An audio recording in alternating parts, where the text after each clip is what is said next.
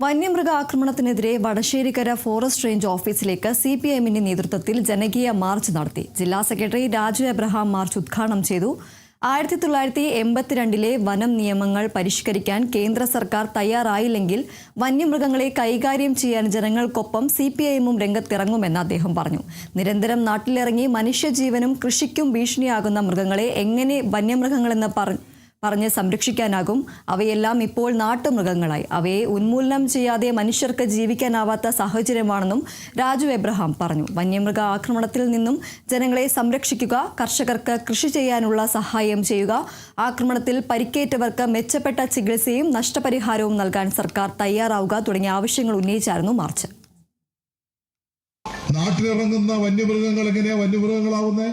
വന്യമൃഗങ്ങളെ സംരക്ഷിക്കാനുള്ള നടപടികൾ വനം വകുപ്പ് സ്വീകരിക്കുന്നില്ലെങ്കിൽ സ്വാഭാവികമായും ആ വന്യമൃഗങ്ങളുടെ എണ്ണം നിയന്ത്രിക്കാനുള്ള നടപടികൾ നാട്ടുകാർക്ക് സ്വീകരിക്കേണ്ടി വരും.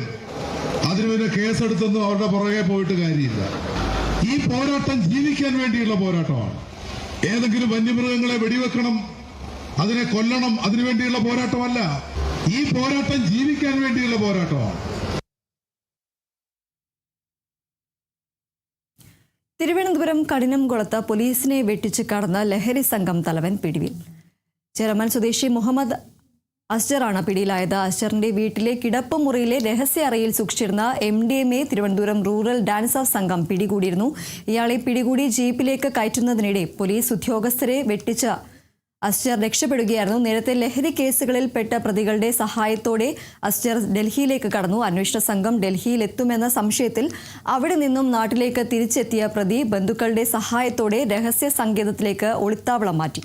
അവിടെ നിന്നാണ് ഇയാളെ അന്വേഷണ സംഘം പിടികൂടിയത്. കോടതിയിൽ ഹാജരാക്കിയ പ്രതിയെ റിമാൻഡ് ചെയ്തു.